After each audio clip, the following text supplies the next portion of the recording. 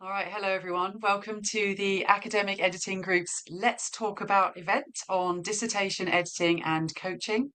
We're very glad so many of you could join us. It's a really good turnout, so thank you for coming.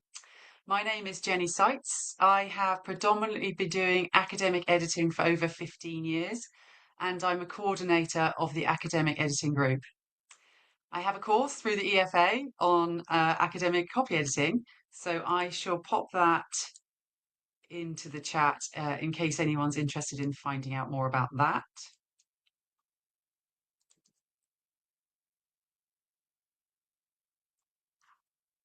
Did that go in? No? Let me try that again. There we are. There you go. Right, before we begin, I'd like to acknowledge Shifra Diamond and thank her for putting in the work to, she originally conceived the panel and assembled our panelists. So thank you very much, Shifra, and I'm delighted that we've been able to bring it to fruition.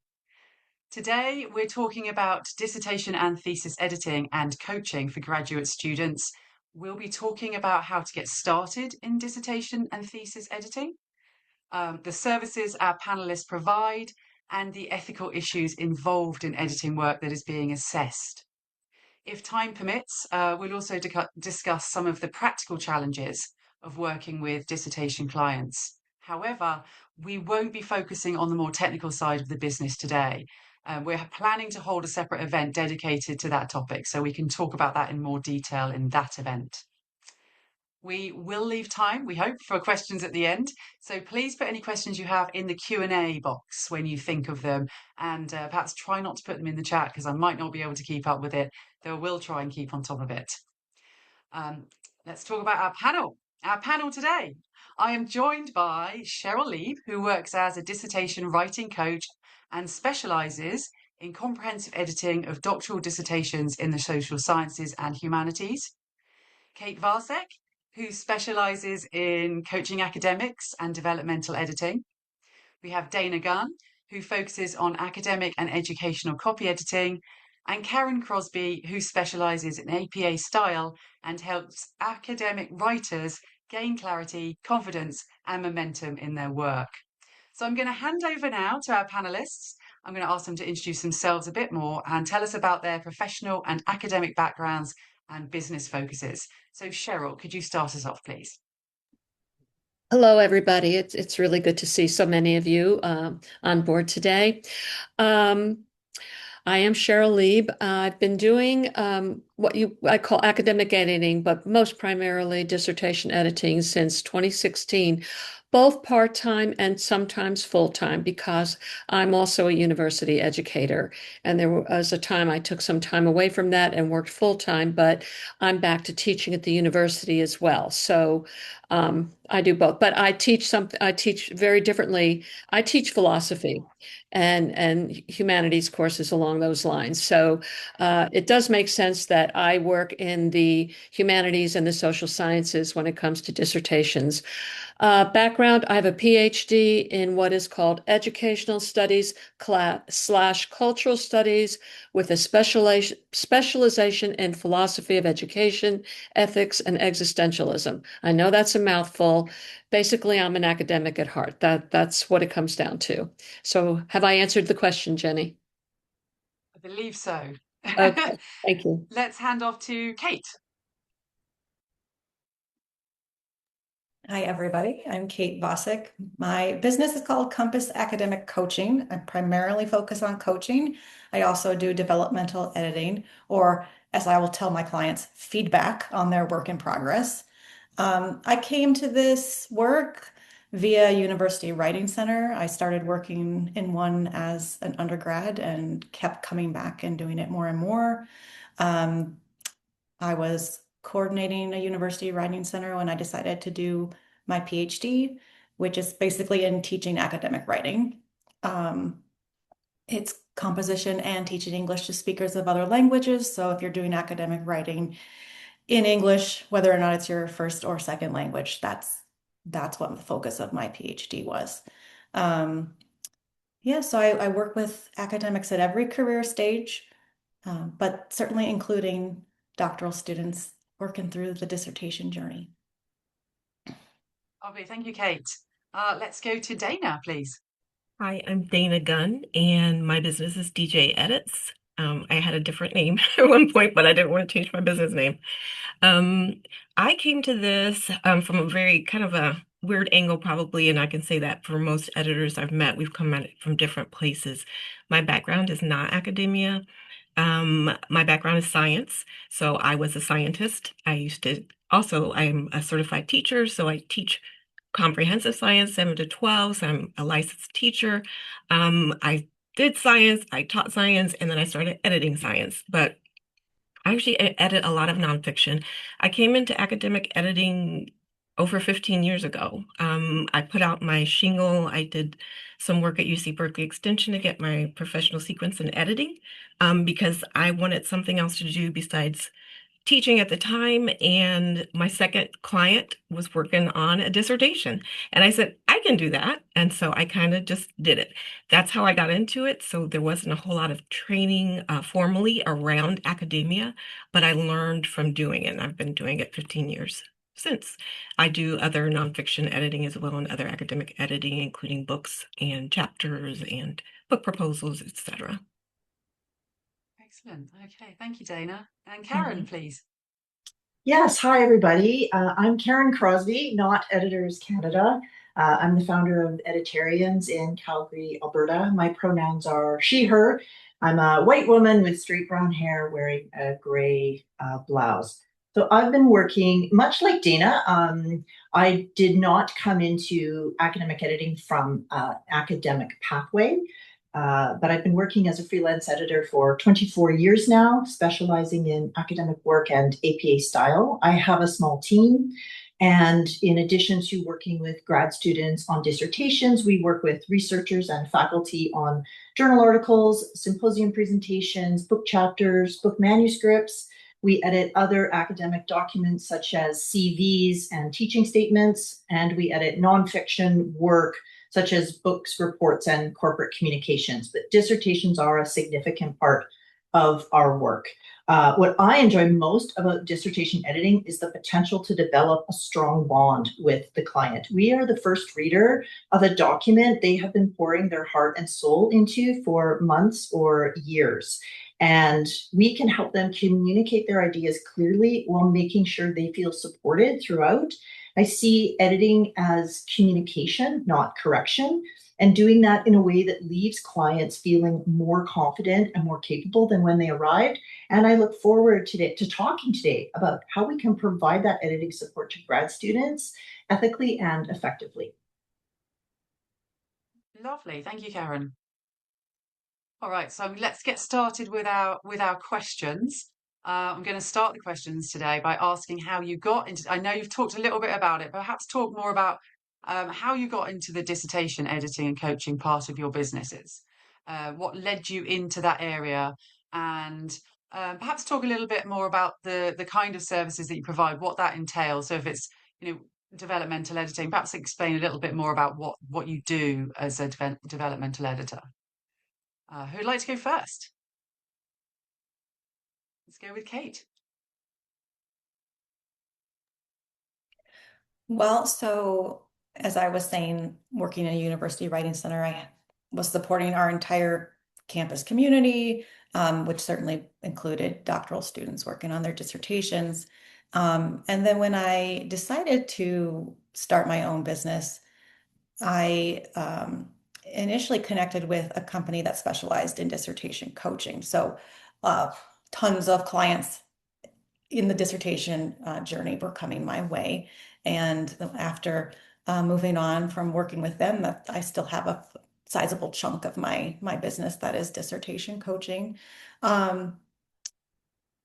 Services I provide. So coaching often is, weekly meetings, and we're maybe focused on setting goals for the week and then checking in on how they went, troubleshooting things that come up along the way, be that research design puzzles or revision puzzles or emotional blocks. Sometimes I am liken myself to an academic writing plumber, helping people get unstuck. Additionally, like I said, developmental editing or feedback on work in progress. I will read drafts, including of dissertation chapters, or an entire dissertation, and give the client an assessment of what's working, what are opportunities for development that they might pursue, and how they might go about doing that. Okay, so coaching, when you're coaching, it's a little bit different from what everyone else is doing, which we'll probably talk about more in a moment. But and we'll come back to you, I think, on that because that's going to be something I want to delve more into. So let's go to the others and talk about their services and things first. Sheryl, go ahead. Okay, hi. This was kind of my second choice when I first got started. I completed my PhD in 2015 with the goal of teaching. And, academia has been through a lot of ups and downs in hiring and retaining departments and personnel and all kinds of things over these past many years, especially back then. Anyway, I had two possibilities, but both budgets were cut at the last minute, which happens a lot in academia. So I had to figure out what I was going to do. There was no question that after going through that experience of studying, researching, and writing a dissertation, I was going to be doing academic work, whatever it turned out to be. So my advantage was that there are a lot of universities in my area. And of course, coming out of my university, I knew a lot of people. You will find if and when you start, or if you've already started, that networking is huge. Who you know is very important in this sense. And because I had just completed my dissertation, I knew a lot of people, not only in my department, but other departments. And that means a lot. It helps a lot. I also had a lot of friends who knew that I had just finished and they were having trouble writing, and writing is something that I feel very competent, always have felt that way. So I would start helping them, and then it developed into what one would call a business. I call it a service. Of course, I charge for it, and I developed a service agreement and all those kinds of things, but I don't consider myself a quote unquote business person per se. As I said when I first introduced myself, I'm an academic through and through.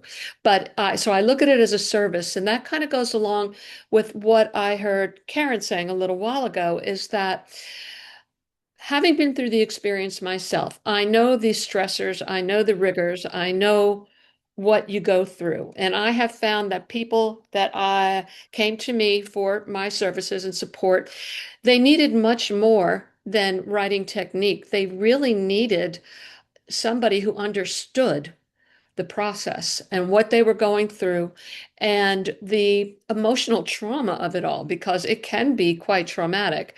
Not only that, and maybe I'll go into this later when we touch on this, but I have found over the years that the clients who stuck with me, who stayed with me, and most of them had, they came to look upon me as an informal committee member because I gave them support.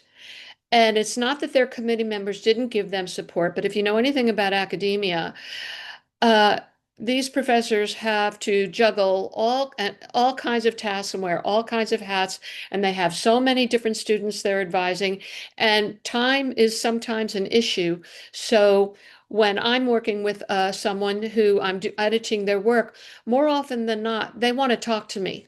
They want to get advice. And as Kate was saying, they need some help on developing. They need some help on, I have found, organization, because there is an art and craft to writing a dissertation, especially qualitative, which is what I've always specialized in. And there's a sequence, there's a lot involved and a lot of context and narrative. So I could go off and off, but I'm not going to go any further than that. But that's how I got into it. And in between, I would go back to teaching and then do part-time. And then that happened a few times, and I'm back to teaching again. And so that is taking first priority, but I still do editing as well. And I've had all this time since 2016 working with it. So I'll stop at that point. Thank you. Okay, lovely. Yeah, thank you, Sheryl. Dana, how about you? Can you tell us a bit more about what you're doing? I would say I'm the exact opposite of Cheryl, which is really interesting how many different ways you can get into this. My first foray into editing was me being a stay-at-home mom, for having the first opportunity as a past scientist, as a high school science teacher, having 3 children at home and wanting to do something other than go back to the classroom, which is a job and a half. When you teach science, high school, you're doing labs, you're doing the prep work is amazing. And so I've always been a writer. And I always was interested in publishing probably because of being a writer. And I kid you not, the first thing I did was go to the library and get a book called Copy Editing for Dummies. That's what I read. It was something like that. That was like, what do I want to do that I could do from home, still stay involved with the kids that are, still school age, and use my science background, use my teaching background, but do something different. And so I kind of went into editing just because of a past interest. I read the book and thought proofreading is not for me, but I learned about copy editing. I think the book was Proofreading for Dummies. And I thought, that's me. I'm a detail oriented. Let's get things polished. Let's get the grammar together, the word usage. I love language. I love words. I want it to look good. I want it to be readable. I want it, clarification is important. When you're in education, you know how important it is for things to be clear. And I thought, this is for me. And that's what I decided to look into programs so that I could feel confident about copy editing. And that's why I did the UC Berkeley program. What I find interesting is my first client was one that my then husband knew. It was a pair of authors who had written a set of books on kind of like handbooks, guidebooks for student athletes at the grade school level, at the middle school level, at the high school preparing for college level. So they had a set of 3 guidebooks. And I met with them as like, okay, I haven't done this before. And they're like, well, we've never written anything before, so let's do this. And so I copy edited their guidebooks. They liked it. And one of the people in that pair knew someone who was at University of Cincinnati working on her doctorate in educational leadership, and said she might need some help with getting it polished up before she submits her final dissertation. And I thought, well, I can learn about it and figure out how to do this. I didn't even know the format. For me, and 90% of the dissertations I do are in educational fields, so educational leadership, transformational leadership, things like this. And so I just kind of learned, like, what's the format? There's 5 chapters. There's this, and that kind of thing. And I just copy edited her dissertation. We met over it. We talked about it. I learned so much trying to just dig into what makes a dissertation, what makes a good dissertation. And from there, I think having that connection with University of Cincinnati, and then somehow my name got moved to Northern Kentucky University, which is just across the river. I started getting more doctoral candidates who were interested in having their dissertations copy edited. And so I was not even primarily doing dissertations. It's a small part of what I do. Every once in a while, maybe 2 or 3 a year I do. But over the years, there's been many because of this, because I also do educational publishing. So I've worked for Macmillan and McGraw-Hill and Pearson and Oxford University and all these other things. But dissertations kind of stay in there somewhere. I'm usually working on one or something's coming down the line. So I am just not a part of the academic community.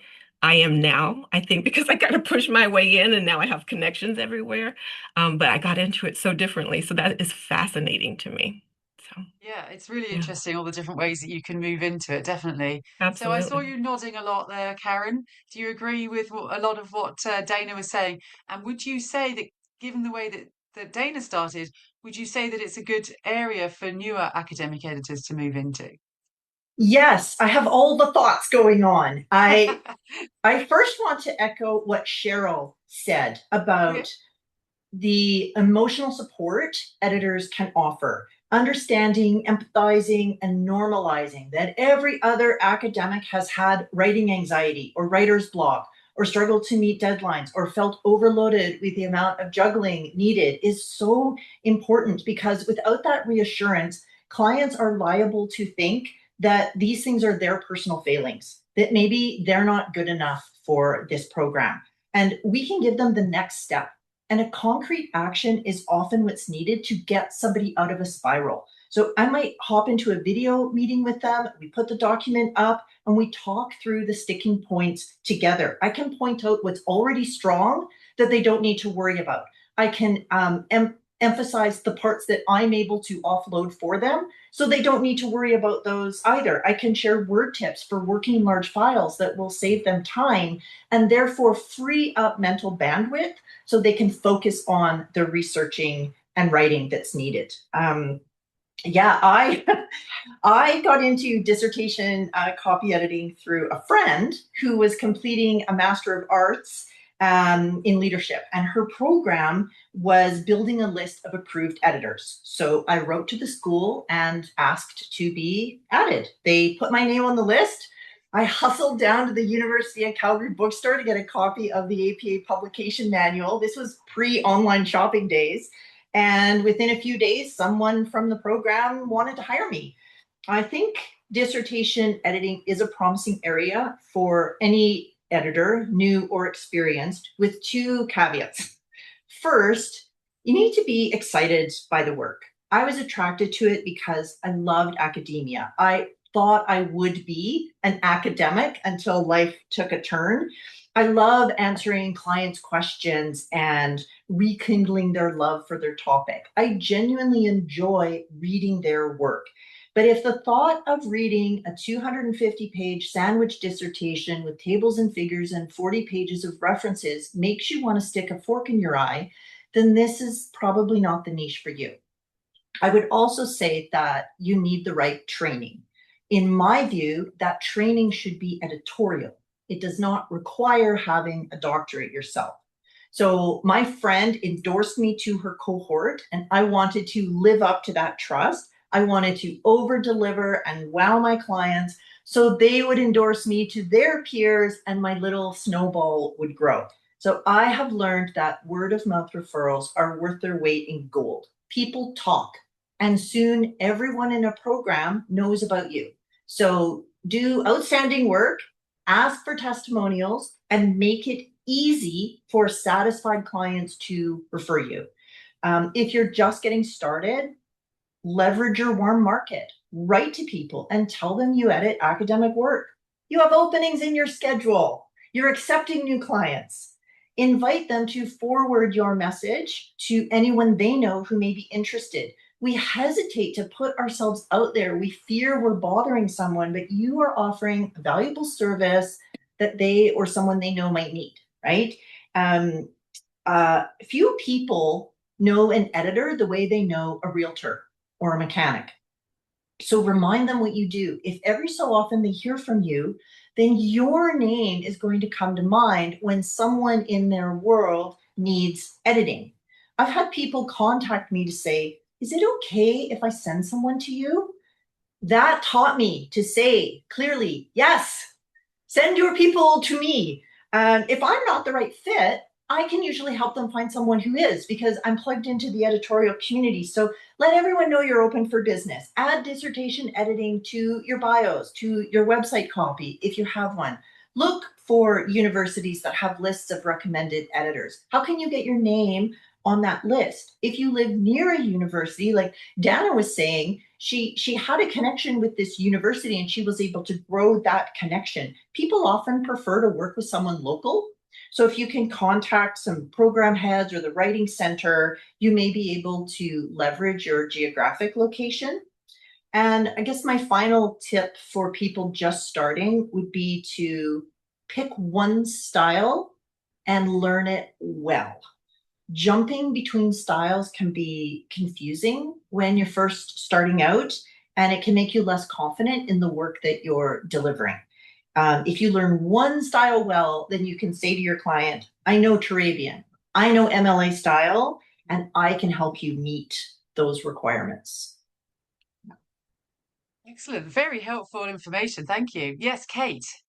I just want to say that checking someone's references does make me want to stick a fork in my eye. And so if you're interested in supporting doctoral students and you don't want to do that, you don't have to. I don't do that.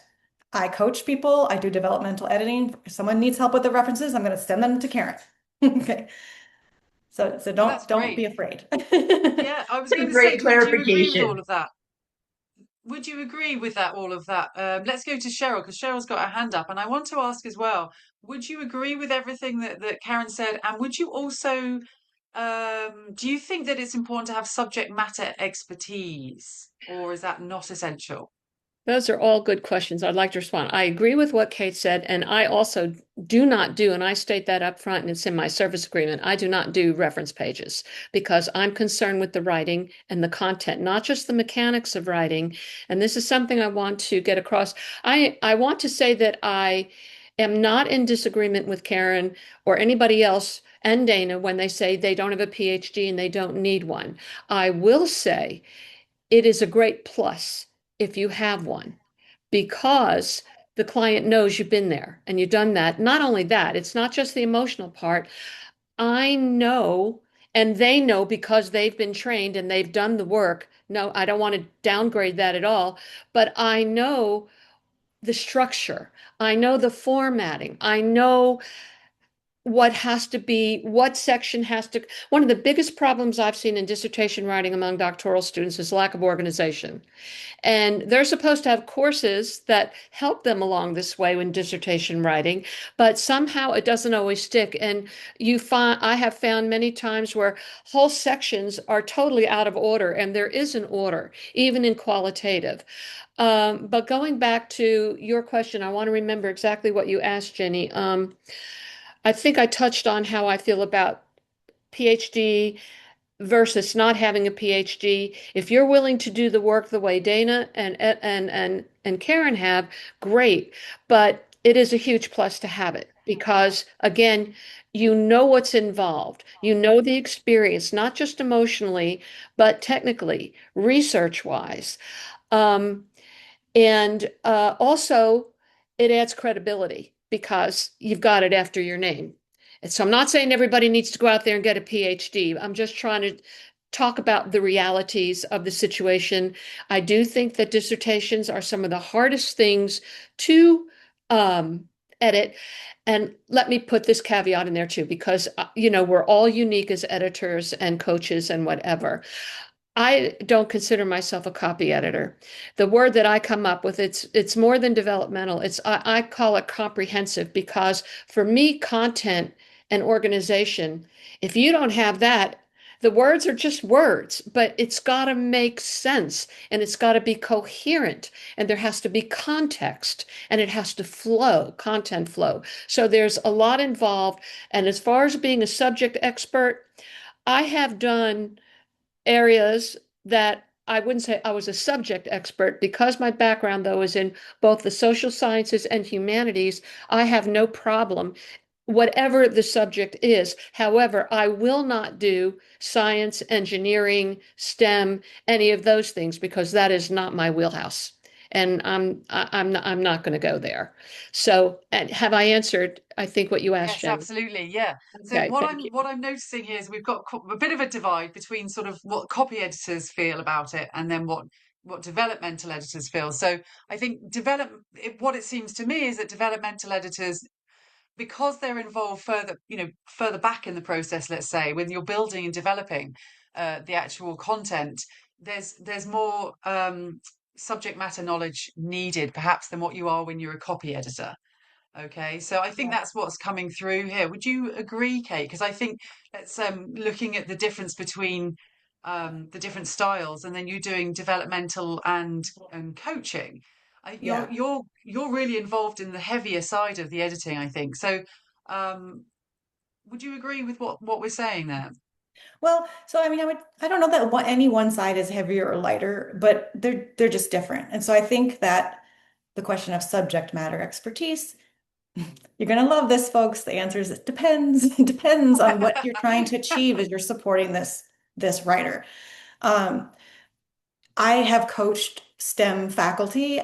I'm not, that's not my background, but I'm coaching them on writing process and emotional stuff. Then I don't need to have, I'm never going to look at their document. I'm not going to tell them, I'm not going to teach them how to do statistical analysis. Now, I do coach doctoral students who are doing qualitative research. That's the methodologies I'm trained in. Obviously, if you're going to teach somebody something about research design and methods, you need to be trained in that, right? So I don't think that's necessarily mysterious. Like, what you can share, what you can teach. and what you can't. And, as you are developing your own business and your own niche, you're being transparent about what you can bring and where you would need to send someone off for some other support. Does that make sense? Okay, so you mentioned there that you're coaching on sort of their emotional side. Are you Mhm. coaching then on sort of mindset and sort Sometimes, of yeah. approach to? Mhm. Yes. Yeah. What sort of things are you including in coaching if you're not coaching on the sort of creating the dissertation? Well, so I do both. I will help Okay. people to like project manage. Let's break this big task down into smaller ones and set goals. I will coach people through difficult emotional stuff. Um, I will coach people to learn the things they need to do about research design and et cetera, right?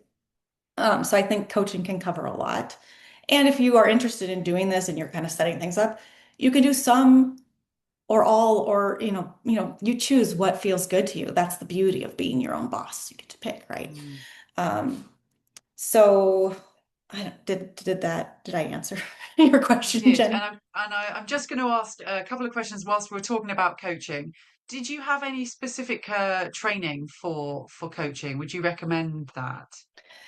Yeah, so I mentioned my writing center background. So if any of you here have any experience with university writing centers, either as working in one or visiting one as a student, you might know that the tradition has always been like we don't do work for anybody. We are guiding them, supporting them, teaching them to do their own work.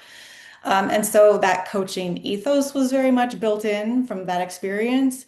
Um, I actually took like a conflict resolution course very, very early in my career that I drew on a lot because I learned about active listening there, which is so important in coaching.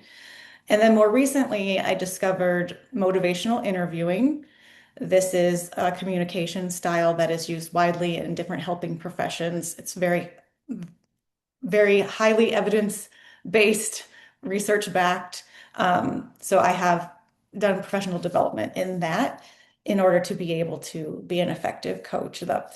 The idea is that I am supporting the person I'm helping, recognizing their autonomy, reflecting to them their values, what they're trying, their options, helping them to make good decisions for themselves. Okay, that's all really interesting stuff, definitely, yeah. Okay, I'm just going to pause here and let you all know that we don't seem to have a Q&A box. So, sorry about that. Not sure why that didn't happen in setup. So, please do pop your questions if you have them in the chat, and I will keep an eye on that. I'll try and keep an eye on that as we go through and make a note of any questions. Um, all right, thank you. So let's move on to learning a bit more about the field for newer editors. I know that Karen's already talked a bit about that, which was great. But what I'm wanting to know now really is where or what do newer editors need to understand about dissertations that may be different from editing journal articles and books? And I'm thinking sort of the things about the structure, argument, what qualifies original contribution. So how do they go about finding out all of this information as well? So who'd like to go first? Can I put that one on Dana? Now, I'm the editor, the copy editor that you would come to when you've got it all hashed out. Yeah. I'm not a developmental editor. I've even taken coursework in specifically academic editing, specifically academic developmental editing, and I know it's not for me. It takes a very different kind of energy. It takes a very different kind of brain work and a different way to hold space for the author. Um, I do find myself being very supportive emotionally for um, candidates who are already even like, I got to get it in like in 2 weeks. It's already done. The content is there. And the polishing is just that thing that takes them over the top. And that's what I do.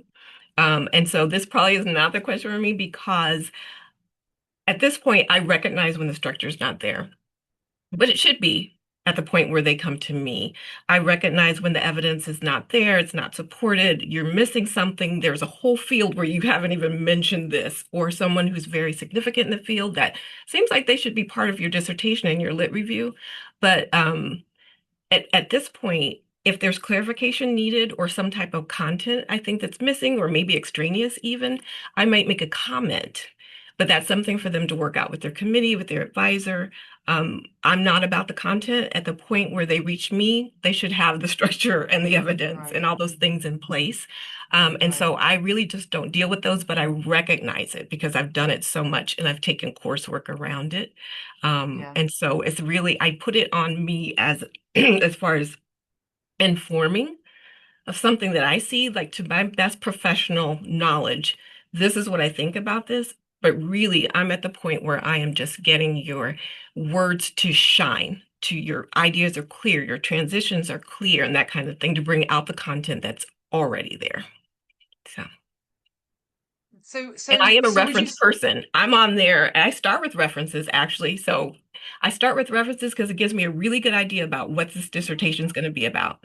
I'll read a little bit of the intro. I go straight to references because that tells me all the things that you're going to be talking about in your dissertation. And it already puts me in the frame of mind of this is what you're going to be talking about. These are the areas, these are the experts. And I just go through and I can find information like you wouldn't believe. If there's something missing, we're going to find it. I So love I that, actually Dana. I start backwards. I start with the references, then I go back and then copy edit. Yeah, So, but someone I else don't can think I've. probably answer that question better than No, me. Yeah, that's great. yeah, Honestly, I don't think I've heard of that happening before. You start with the references. Maybe I other do. people do that, but that's new on me actually, and I think that's a really good way of approaching it. And I think then, honestly, uh, as long as you have, especially as a copy editor, me too. That's what I do. So I think as long as you have an understanding of that structure or what is required in the dissertation, that's all you need. What do you think, Yeah. Karen? Yeah, much like Dana, I will flag areas that I think don't flow well, or this might be missing here. I see some repetition, anything like that. But uh, I wouldn't say that I'm offering developmental advice. But having read now, I don't know how many hundreds of dissertations over the years, I don't need to be a content expert to see that the structure of the dissertation needs some work. Um, but yeah, so before I begin editing, I familiarize myself with the university's guidelines, any templates or sample papers. I'm checking whether the manuscript meets those expectations before I dive into the sentence level edits. And then I also go to the references and citations. This is the scholastic backbone of the paper.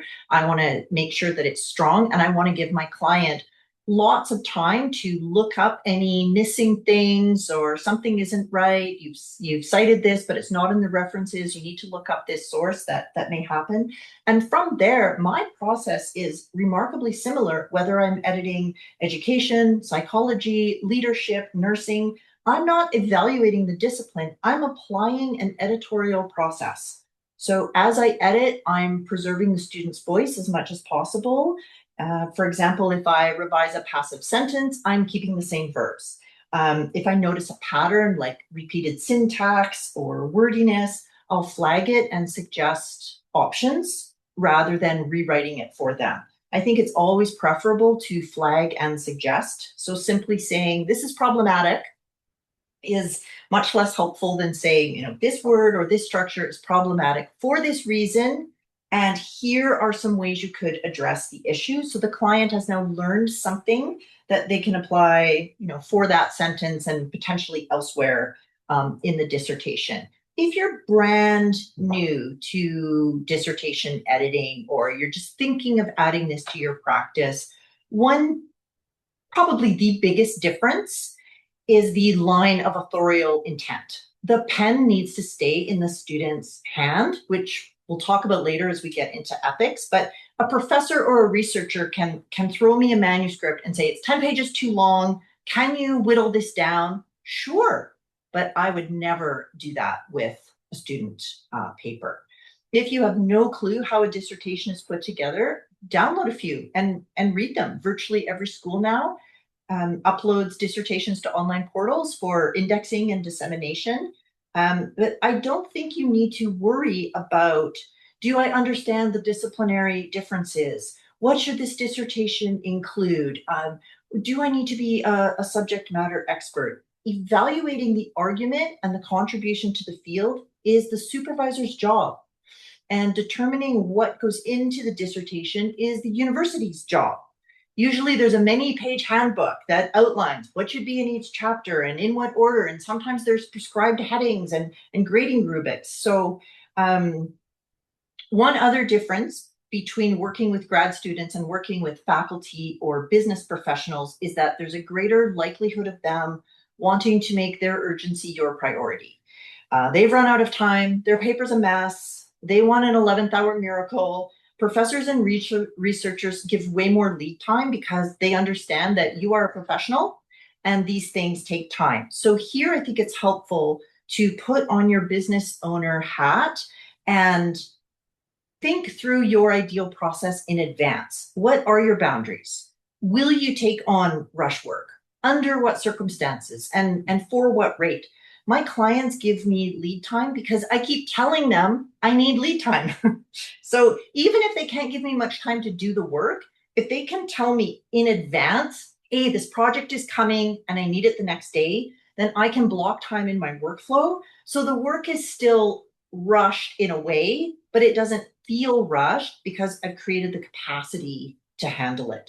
I'm deeply sensitive to my clients' struggles. Getting an advanced degree is hard.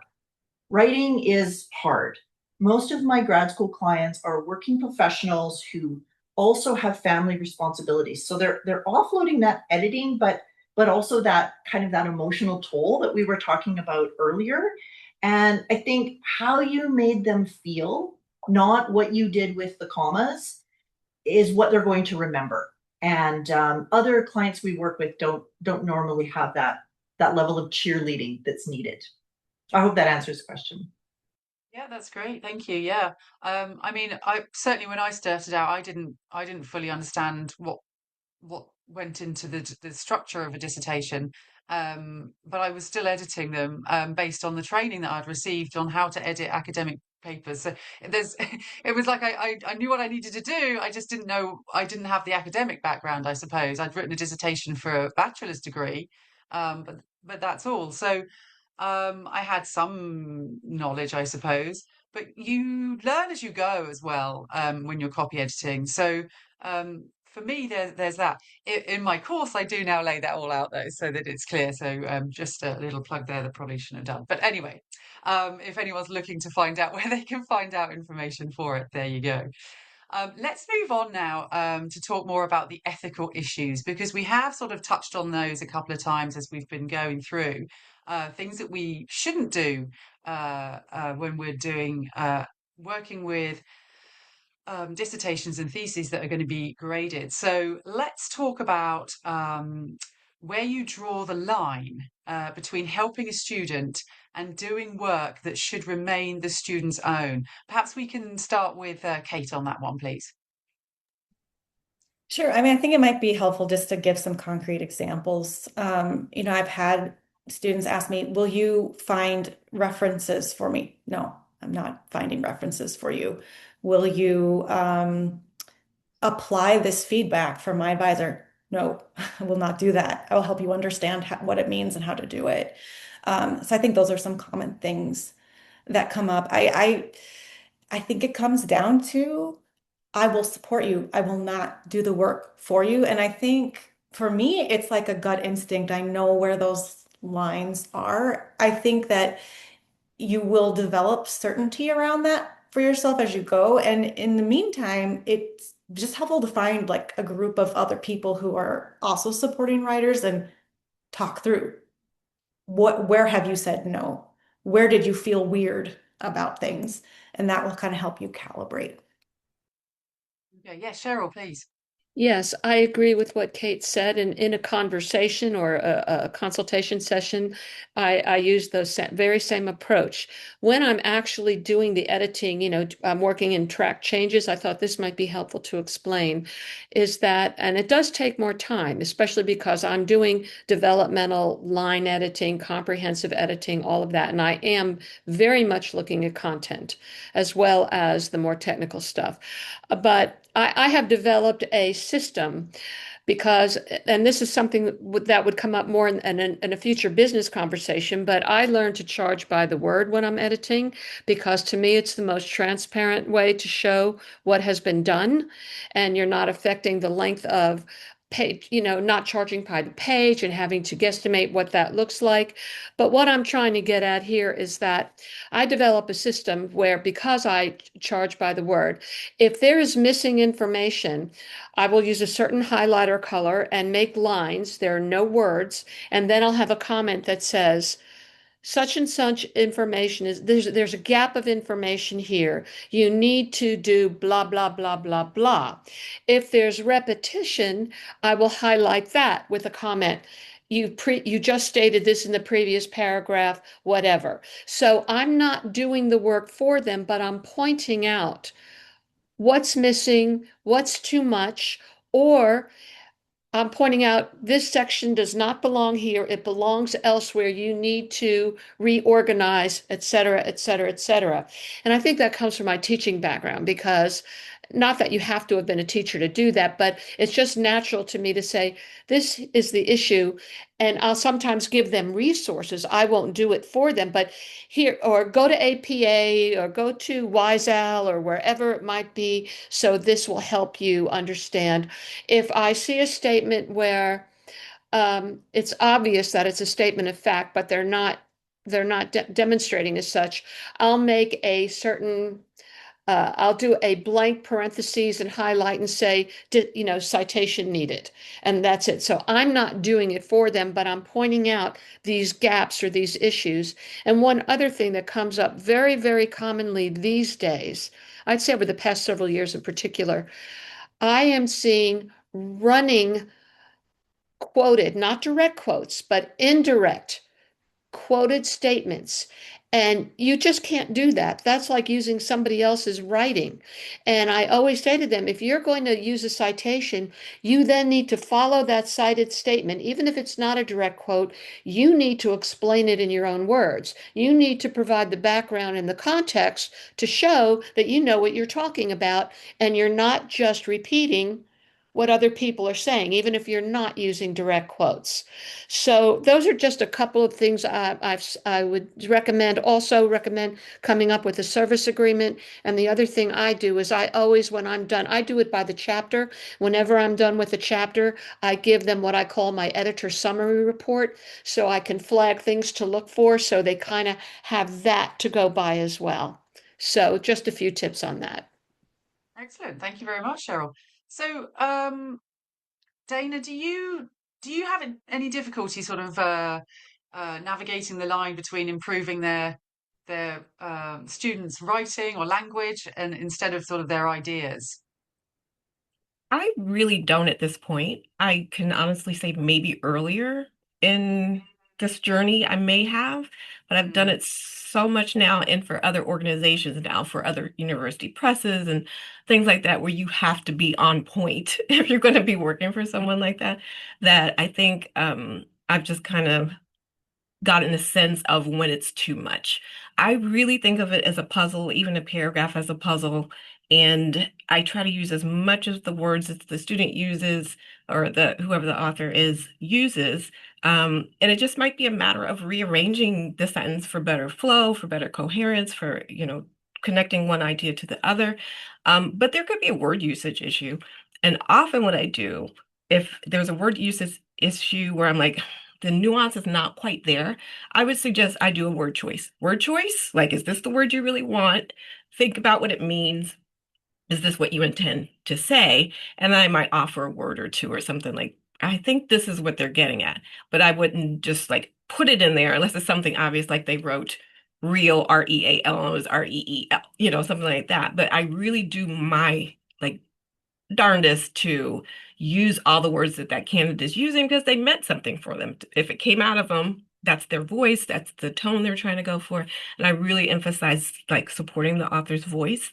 But I will, if there's clarity issues, I'll point it out. If there's conscious language issues, a lot of people come to me for conscious language. I kind of specialize in that a bit. So I get a lot of dissertations around identity, whether it's socioeconomic, race, gender. I do a lot of that work. And so I'm often educating as I go. That part is really important for me to make sure the authors are informed and use the most accurate, the most respectful, the most, the best language they could use. And so I'm very much tuned into that as well. But I really try hard to just keep the voice there. I had one, this wasn't a dissertation, it was a journal article, and it was about Black English, and was from an anthropology linguist. And I thought, this is fascinating. And when she did her positionality statement, she used Black English, she used AAVE. And I was like, let it ride, because this is what it's about. I was like, so in your positionality statement, you're talking about your background, where you're coming from. That's the way you talk. This is what your topic is about. Then it needs to be there. It's important. I didn't change anything other than incorrect things. But grammar-wise, if she said they went down to they store instead of their store, that is correct. In that context, it's correct. So I really, really try hard, whether it's like super formally academic, and I consider that formally academic as well. I really try to, tune into the voice of the author, and then put in some guardrails when I think, oh, you may not know about this, but maybe this term isn't used so much. Do you want to use it? Here's some information. I'll throw in a link or two. But I think the most, maybe where I've had issues with students or graduate students asking for more help than I think was warranted, would be maybe a quantitative study and their stats looked a mess. And I'm like, I think you need to go back and talk with your committee about how you want to summarize this, how you should put this information in the table, what needs to be there, what doesn't. I don't know if you're calculating this correctly, but please go back and make sure that you understand how this works quantitatively, so you can make statements based on the information that you have, the data that you have. That might be like the worst of it, but words, I usually don't have too much of an issue. If I think I'm across the line, then I'll make a suggestion or I'll just point something out. I'm not going to change it. No. That's really interesting. Thank you, Dana. And really Mhm. good points as well. So important to, keep their voice and, think about conscious language, but, as well, like notice when something's wrong and, know when to sort of send them back to their supervisor and not get involved. Really helpful points. Thank you, Dana. Karen, would you agree or would you like to add anything? Yes, I agree with everything the panelists have said. The ethics of editing student work are critical, and universities vary widely in what they allow, much as they do with AI use. Some do not permit any professional editing. Others require it as a final step before defense, before the dissertation is uploaded. So your first obligation is to always know and respect the student's institutional guidelines. When we get an inquiry from a student from a university we've never worked with before, I put the onus on them to make sure they are allowed to work with us. I clarify that this is all above board. Your supervisor is going to know all about this. If your supervisor wants to see what we're doing, they can go ahead and do so. I think that's really vital. I think of supervisors, students, and editors as each having a lane, and everyone should stay in their lane. The student researches the topic, formulates the question, designs the approach, conducts the research, writes up the findings. The supervisor assesses the argument, the research, the methodology, the overall quality of work. Clearly, some schools will allow an editor like Sheryl to take on some of that load that would traditionally have fallen on the supervisor. So if the university is allowing it, then that's great, that the student can get that support that maybe the supervisor isn't able to fulfill, because let's face it, supervisors are also crushed with heavy workloads, and we know all the problems happening in academia right now. So if the supervisor isn't doing the argumentation, helping with the argumentation, maybe the university allows somebody like, Sheryl to come in and support. My lane as the copy editor is to be the critical first reader. Make sure the writing is clear, coherent, consistent, correct, so that the intended message is communicated. And that protects the student from accusations of academic misconduct, and it protects my professional reputation as well. Because there's always this question: if students are being evaluated on the papers they submit, is it ethical? Is it honest to hire a professional editor? And that is a legitimate concern. So academic misconduct includes cheating, plagiarism, unauthorized assistance, and editorial help can become misconduct if it crosses into the work the student should be doing, or if it's done without permission from the institution. And for me, that dividing line is authorial integrity. The student is the author of the work. The pen stays firmly in the student's hand. As soon as someone else is doing the thinking or the writing, whether that person is a peer, a parent, or an editor, then that line is being crossed, right? And so I think there is a huge difference between writing a student's paper for them and helping them communicate the work they've already done, or like Sheryl and Kate are doing, to understand the feedback they've received and apply that feedback within their paper. So if a student has designed a great study and followed research protocols and collected and analyzed data and discussed the findings and jumped through all the hoops, but they're not a native English speaker, or they may not have an undergraduate degree, so they didn't learn this stuff at school, they may not be that great at grammar, they may not know the style guide, then I'm not sure whose best interests are being served by letting this student flounder without additional support, because the supervisors don't have the time to fix every problematic sentence and reference list inconsistency and formatting problem and style issue, right? And I think the wider readership cannot be forgotten. The whole point of all of this is to transfer knowledge and improve human understanding in some way. So I think too, considering ethics, we have to consider how editors can help to uphold ethical scholarship in practical ways. We catch mismatched references and citations. We catch missing sources or incomplete source information. We catch confidentiality concerns, biased language, copyright issues. So it's one thing for students to understand what not to do, but it's another thing entirely not to do it. And editors are practiced at spotting real problems that students may have overlooked, however unintentional. And so I believe there's a place for professional editors, provided we stay in our lane. And the current edition of the APA Publication Manual now recommends the use of copy editing services.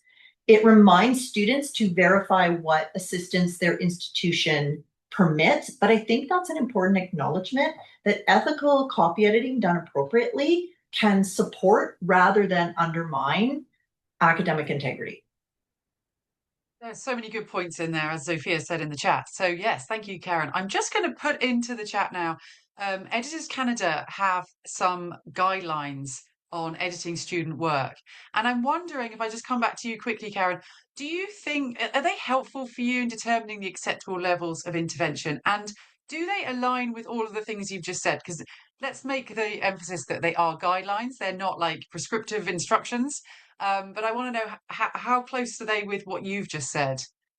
I'm going to put everything in the chat for everybody. Yeah, so Jenny's going to post some links. The grad student guidelines are helpful. I first started using them in 2005. They've been updated several times since then. The current version is from 2024. I recommend anybody new to dissertation editing, give them a look. They go hand in hand with the professional editorial standards, which were also updated in 2024 and are also free. I don't work with undergraduates and I don't use the permission form. Often the supervisor is referring the student to us, or the handbook has recommended professional editing. So making an already overworked supervisor sign something seems unnecessary to me.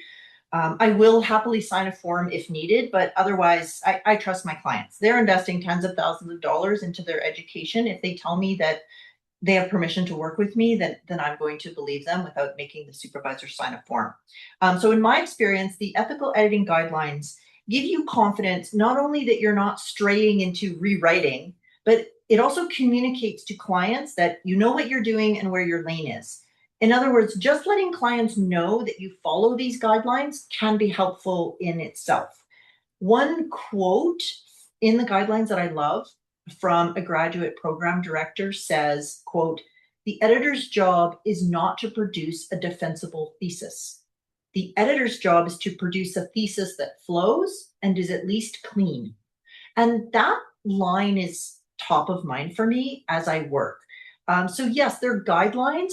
I think it's important to check with the institution you're working with, just as you would check the journal article standards. There's variation from one publication to the next on what it is exactly that they want. So take these guidelines and then understand that they're a lens through which you can approach your work. But the institution and program that you're working with has sort of the final authority in where that line should be. That's my take on that. Point. Excellent. Thanks, Karen. So I'm going to pop into the chat as well the CIEP's guide on proofreading dissertations and theses for students. So this, in the UK, this is the CIEP is quite strict about how much input you can give, and so it's considered only for proofreading, that you really shouldn't be editing dissertations and theses. So I'll pop that information about that guide into the chat as well, and I'll come over to our other panelists, Kate, Sheryl, and Dana. Now, you're all based in the US, so these guidelines, Editors Canada, one in the UK. I don't think we have one specifically in the US. So how do you follow these guidelines at all, or what's your guide? I'll start with Sheryl. I haven't spoken for a while. Okay, yes, you can hear me now. Yeah, we don't have formal guidelines as such. So I think we, in the spirit of ethical work and professionalism, we decide how we're going to approach this. So I ask each client that they let their committee know that they're working with me, but I'm not policing them about it. At the same time, one of the things I've done over the years is go to various departments within the universities in my area and give them my card and let them know what I do. And that way, I have received recommendations, but there's also, I've put it out there to each of those departments. This is what I do if my name comes up. I've had professors call me. I had a consultation with a former, doctoral candidate who has since finished, but he was questioning things and he wanted my opinion. And I said, well, we really, you need to talk to your chair about this. He actually got his chair on the phone and we had a three-way conversation in which we shared and gave each other ideas and insights and input. And it was really great. I mean, I'm not on the committee. I don't pretend to be, but when you are coaching, you are advising, you are recommending.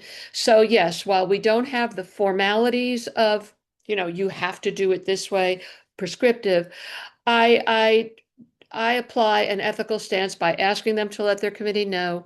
And if anyone on their committee wants to talk with me, I'm happy to do it. And also make my name known to those people. So there it goes. But then the rest of the responsibility is on the student, basically. Yeah. Okay. Excellent. Thank you. Dana, do you have anything to add? Not at that point. How about you, Kate? What about from the coaching perspective? Do you think there's any different ethical considerations from editing? Well, I think something that is important to recognize, regardless of how you're supporting a graduate student, is that you don't want to get drawn into like dissertation advisor bashing with your student writer. You might see horrific feedback from an advisor who's not good at giving feedback, or something that is not right. The student may be getting misadvised. You're going to have to handle that very carefully. You may perceive the students being misadvised, but maybe you're wrong, So I guess I think my advice would be, first of all, just know that situations like this can come up. Students often get very angry at their advisors or committee members, and kind of plan how will you sort of diffuse that, maybe listen, let it out, but help that student continue moving forward. This is the reality. Even if they have a crappy advisor, somehow they've got to get through this if this is still what they want to do. How can they meet the advisor's expectations? Maybe do it this way now, and then when you've graduated and you're going to publish this in a journal, you change it back to the way you had it, or whatever. But yeah, it can be hard sometimes not to get frustrated with that other element, that committee member or committee, but you don't want to make the situation worse for the student by kind of fueling a fire. Could I add Right, something really quick exactly. to what Kate Yeah, said? go, Cheryl. Go on. Yeah. I actually have in my service agreement that, and I can't quote it verbatim, but if any advice or recommendations I send your way, your chair does not agree with it, you go along with your chair's recommendations because that's the final authority. And I have that in every single service agreement because we can discuss something or I can put a comment in. I advise you to add this kind of information. If the chairperson says no, listen to the chairperson. They're the ones who have to approve it. So if you got it in writing, it's great because there you go. Absolutely. Good advice. Thank you, Cheryl. I All also right. saw, oh, Jenny, Yeah, sorry. go on. I also saw there was a comment in the chat that touched on something I was going to say. The guidelines, the written guidelines we saw, and some of what Karen was sharing, I think there are differences between what you are doing with uh, to support a writer as a developmental editor versus copy editor or proofreader. And so, yeah, the guidelines, if they're written with copy editing or proofreading in mind, kind of don't really apply to the developmental editing and coaching scenarios. Um, but I think one way we can kind of get our heads around that is that copy editors and proofreaders often are actually making the changes, right? Like it is their job to make something correct that was incorrect. Developmental editors and coaches, we're not making changes in the document. We are asking questions, we're pointing out strengths, we're pointing out opportunities for development. The writer then has to decide, are they going to take up that opportunity? We often give them multiple ways they could go about doing that. And so the writer is still holding the pen, as Karen was saying. It would be great if maybe what we need as the profession is guidelines that are expanded to cover more of these different kinds of relationships. Yeah, excellent I point. totally agree with everything Kate just said. Yeah. Absolutely. Okay, well, I'm conscious of the time, so I'd like to just move on and touch on this last part about working with clients, which is it kind of leads in from what we're saying. So, what are some of the biggest practical challenges you've encountered? So, it could be the emotional side of it in coaching, or I think you mentioned earlier as well, Karen, about boundaries and lead times and things like that. So, what are the challenges that you've experienced? Let's talk about a few of those before we go to questions. Who'd like to talk about something along those lines? I'll start. Okay. So I did speak earlier about the possibility of dissertation clients being less organized than other clients, having unrealistic expectations about the time and cost of editing and needing more emotional support. But I don't see these factors as challenges. Editing is about communication, and that idea pertains to how you communicate your message. You can design your business with intention. You can set professional boundaries. Many difficulties can be circumvented with a well-communicated process, a well-defined scope of edit, clear expectations. Clients will value your clarity. I don't want to walk into the dentist's office and have the dentist say, "So, how do you want to do this?" Right? I want the dentist to tell me how it's going to work. And the same is true for you and your clients. So you don't have to take on last minute panic cases or people who want to pay you $11 an hour. There's a lot of scarcity thinking out there. I often hear clients talking about how students don't have any money, and that is a generalization that is simply untrue.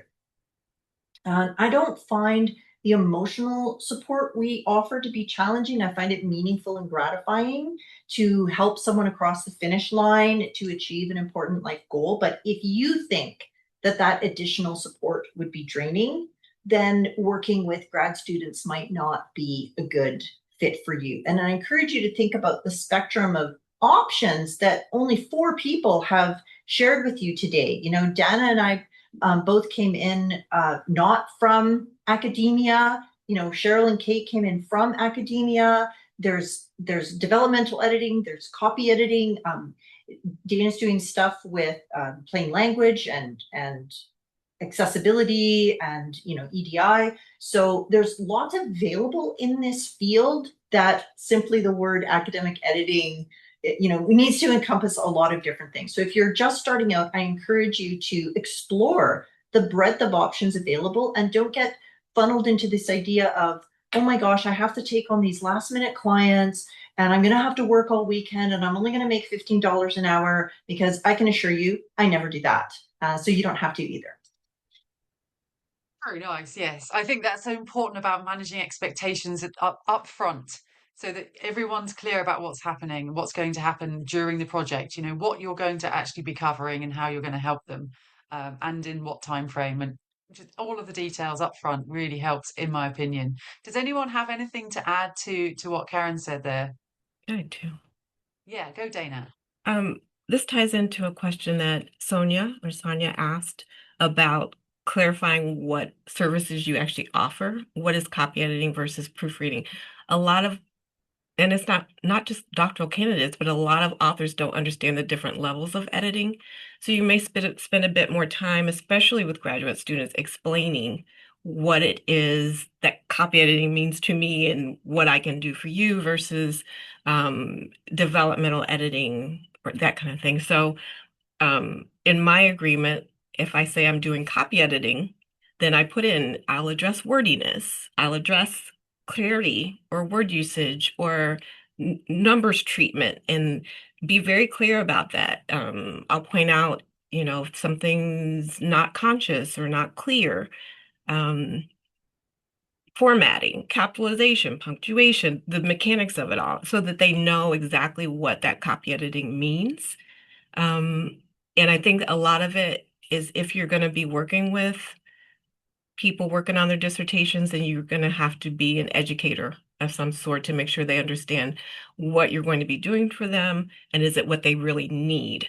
So you may end up, maybe they do need coaching, maybe they need developmental editing, it's not ready to be copy edited or polished, then you're maybe working with a colleague. Like I try to keep a network of folks and say, this person might be great for you. You're not ready for me yet, but let's address that. So I think a lot of it is educating the client, the potential client. And that can be a challenge sometimes. And even working with word track changes, if you have someone who's just not, hasn't used Microsoft Word a whole lot, and they're like, how do I review and revise this copy edited document? I always debrief. I'm like, if you need help on trying to figure out how to do this, you know, and chunking it or, you know, being more efficient with it, here's some tips. So you're going to be editing even on the mechanical side of things, the logistical side of things as well. So. Lovely. Thank you very much, Dana. Has anyone got anything to add, or should we move on to our attendees' questions? There's just one quick thing I want to say. When I Okay. have a new inquiry, if the person's local, I'll say, let's meet at a coffee shop or whatever and talk about what your needs are and what I can offer you. I call it my kind of intro. I don't charge for it. You know, it's a consultation initially. Or if no, they're not around, we'll go on Zoom. But this is a chance for us to see each other face to face. Tell me what it's having a conversation. Tell me what your needs are. I will share with you what I do. I'll send you a copy of my blank template, which outlines all my services, but let's talk about it. And then you can ask me any questions you might have. I can ask you questions and we can, and then explain the business part of it too, how you charge. I never accept, oh, can you get this done in 5 days? It's impossible. It's just not a possibility. So that doesn't even come up. But I don't want to take up extra time. But I think if you have that intro meeting where you're just meeting as two human beings, somebody has a need, you might be able to help them. Let's talk about what this entails. And that's a good way to get started. Lovely. Thank you so much. Okay, right, let's dive into our questions that we've got. We've got a few listed here. Um, I shall please add them to the chat if you have any more as we go through, but let's get started. So the first one I think Kate may have already answered in the chat about sharing resources on motivational interviewing. Did you? I think you put something in the chat for that, didn't you, Yep, Kate? I put the textbook and the official website for seeking training on motivational interviewing. So that'll get you everything you need. Fabulous, thank you. Someone was curious. Dana mentioned you've taken courses in academic developmental editing. Could you share where that was, or if any of you others have um, It's actually in the somewhere that chat. you could Someone put it in recommend? there. Laura Portwood Stacer at Manuscript Works. Laura Portwood Stacer, Manuscript hmm Works. And in Lovely. fact, I wasn't able to complete the course the first time. I had some parents' health issues, and I ended up going back and going to do it and finishing it. So, I think Laura's amazing. She makes it happen. If you're interested, you can find a way to do it, whether it's the full course or the self-paced course, you can figure out. But it's really in-depth, Yeah, good training. she's She very also good. has a Yeah. book that I think Yeah. called Making Your Manuscript Work, and it's targeted at authors themselves, but there's also some material in the back about using it with authors, and I think that can get you a really good start on developmental editing for scholarly books. Uh, I think some of it translates to dissertations too. Lovely, thank you. And I think Cheryl's pop. Yes, go ahead. I just added a link. The book that I've used as my Bible to help me even understand more and also be able to advise. This is completely about qualitative dissertations, but it's called Completing Your Qualitative Dissertation by Linda Dale Bloomberg. It's like fifth edition, and I put the link in there. And if that's your area, you might find that really helpful. Fantastic. Thank you all. Next question we've got for Dana. Do you have to clarify some clients who approach you? I think you've really kind of answered this in your last thing. So, do you have to clarify some clients who approach you looking for developmental work that is not in your list of tasks as copy editor? And again, I think you've sort of answered that in the last bit, haven't you? You sort of educate them. Would you like to add anything to that? No, I think I covered it pretty much. I let them know Yeah, where I stand and where I can come in and take them yeah. from there. So we're looking at the finished goal when you get to me. We're getting you over the line. Lovely. Thank you. Next question. How does the dissertation support you provide fit with the guidance of the dissertation chair? Have you had any pushback from the chair at all? Any of you at any time ever? No, shaking head. No, no. Excellent. So I think look, it sounds like they appreciate the help that everyone's giving. So this is great. Um, where do students find the funding for dissertation editing? Is that an issue? Can PhD candidates often afford to pay out of pocket? Who'd like to take that one? I think we touched on it a little bit. Yeah. Karen was mentioning, that it's not true that no student can afford this. There are students who can afford it. Um, but so I would say that probably most of the students I have worked with have paid themselves. Some have used institutional funding. So that is also something to consider. Maybe they have professional development or research money. Maybe they don't know that they do, and you can point that out to them, which would be great. Because it is an ethical issue that really every writer benefits from the support we provide. But it is true that some can afford it and some can't, and that is not fair. And I don't have a solution for that, but it's something we as a field, I think, want Mm, to work on. yes. Okay. Let's go with Cheryl. Sorry, just a very quick story to show you the irony of this. In the years of doing editing work, I've only had one client not pay me. That client was a professional in a university in the finance area. He was a doctoral student, but he was an administrator. He is the one person who did not pay me, and I chased him for 2 years and didn't get Oh, paid. But oh that my is the goodness. only non-payment experience I've ever had. So that is pretty interesting. Gosh. Yes, it is. Thank you. And Karen, you wanted to say something. Yeah, I just wanted to add that we are offering a service that is valuable, and positioning on the value of the service and the outcomes the student gets rather than the cost of the service is important, because somebody who says I can't afford to pay for editing, they've already spent $30,000, $40,000, $70,000 on their education. They found that money somewhere. And so I think that positioning it as helping them to complete that degree program in a way that this information is going to live online with their name on it for a long time. And they're going to be using this presumably to catapult the next stage of their career. It's worth getting it done right, and it's worth getting it done well.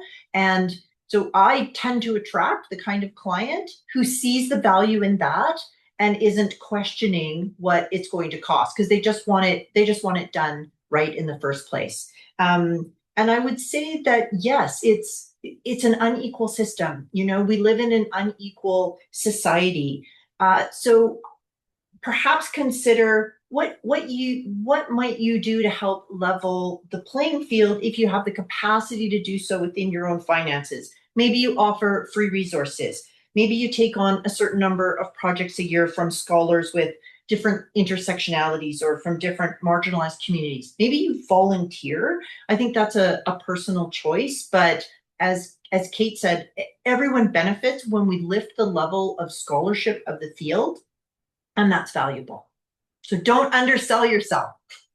Right. Those are really good points. Thank you very much. All right, next question. Karen said that the editor's job is not to support the writing of a defensible dissertation. But I'm wondering if that's just for copy editing and proofreading, because it seems to me that developmental editing might take on more of those issues, particularly around supporting the shaping of the scholarly intervention. Who'd Yes, like to I take that answered one? that question in the chat, Yeah. and I think it is All important right. to clarify what type of editing are we talking about. As Dana said, it's really important to educate clients.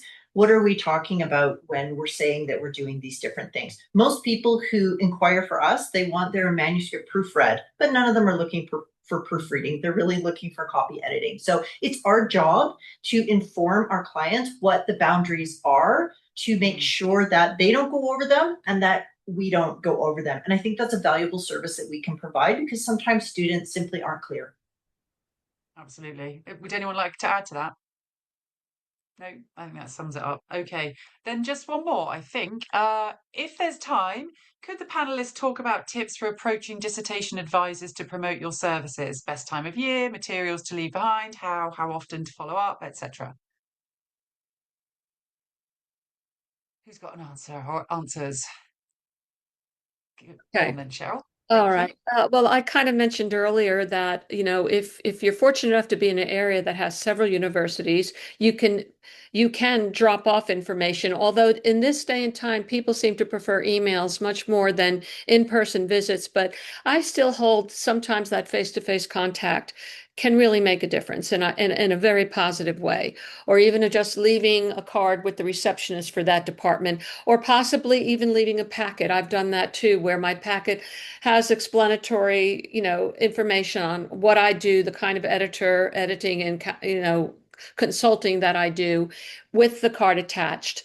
You can certainly, and I've done this, emailed graduate schools across various universities, not necessarily local, because many of them do. And you mentioned this earlier, Karen, many of them do keep approved editors list. And so I've done that, and I've had to give them my background. Sometimes I'll attach my CV, maybe even a piece of writing that I've had published, whatever it might be that you want to do to promote. You can do it that way, and it can be very well received. I can tell you also that some universities do have actual web pages on their sites of potential editors for hire, but they have to be approved by the university.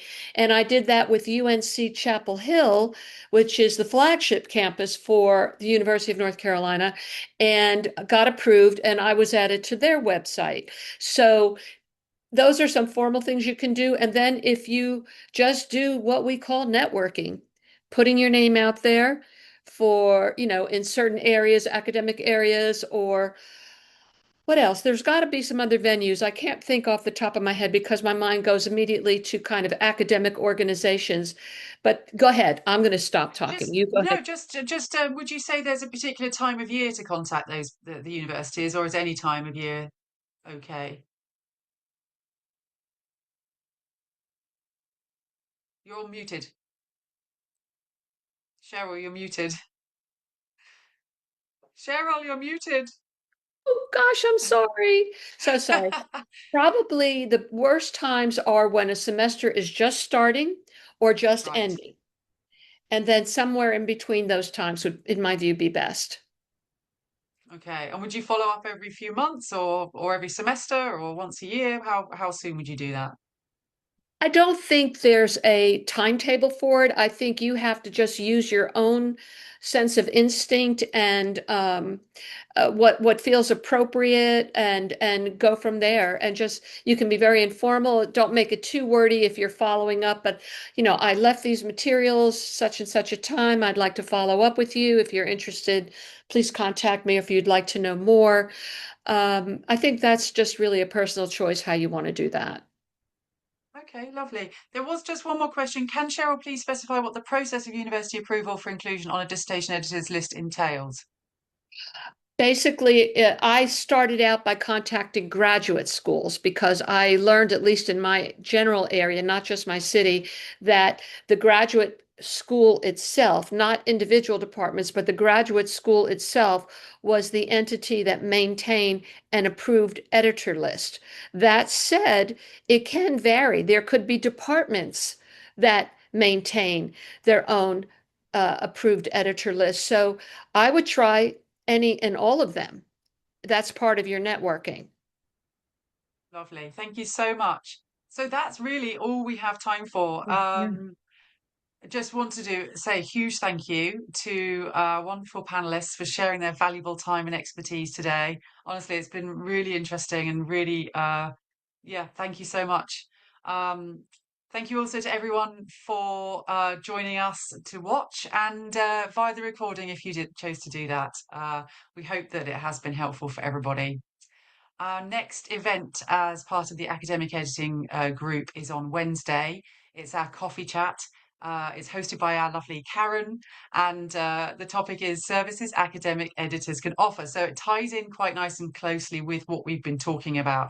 So if you do still have questions and want to talk more about, what we've talked about today, then please do come along and feel free to ask your questions then. I'll pop the link in the chat for registering for that event.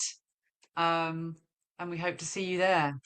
So yeah, thank you all again. Thank It's you. Thanks, been Jenny. absolutely, Thanks yeah, everyone for really being great to here. have Everybody, you. Thank you Thank so good you. much. afternoon. Bye bye.